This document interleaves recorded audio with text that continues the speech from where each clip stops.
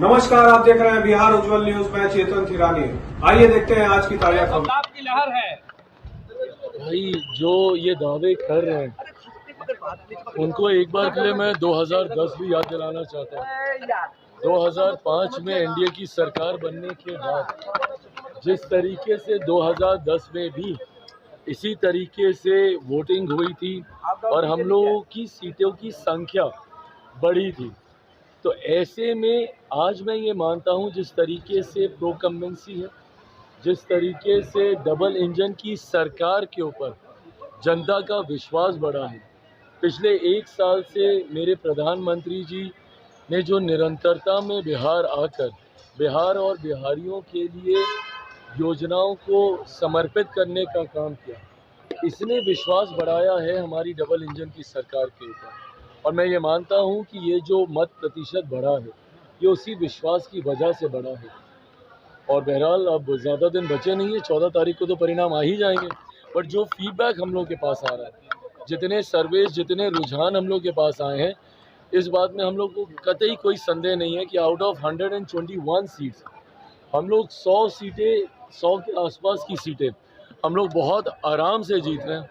मैं खुद अगर अपनी सीटों की बात करूं, 14 सीटों पर हम लोग चुनाव लड़ रहे थे। मैं मरोड़ा को भी उसमें जोड़ रहा हूं, जिसमें निर्दलीय प्रत्याशी को एनडीए ने अपना समर्थन दिया। अगर मैं उनकी भी मैं बात करूं तो 14 की 14 सीटों पर कल रात भर तक हम लोग फीडबैक ले रहे थे। 14 की 14 सीटें पॉजिटिव हैं और मैं मान रहा हूं कि ये सीटें भी हम लोग जीत रहे हैं। तेजस्वी यादव ने विजय सिन्हा का वीडियो ट्वीट करके कहा है ना, मतलब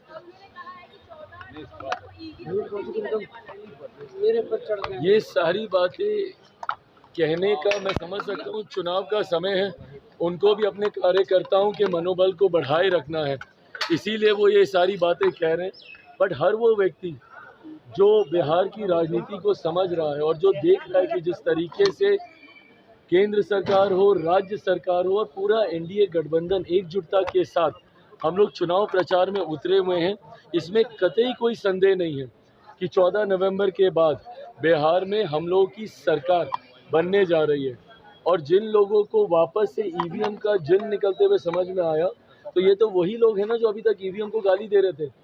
अब इन लोगों को एक नया बहाना मिल गया है एसआईआर का लेके, और वोट चोरी वोट चोरी वोट चोरी बोलकर ये अब नए बहाने के ऊपर ही आ गए। बट अभी कुछ समय पहले तक तो इनको ईवीएम का जिन इन्हीं को खाने के लिए निकलता था, इनको लगता था कि उसमें धांधली हो रही है। बहरहाल ईवीएम से जिन निकलेगा ज़रूर,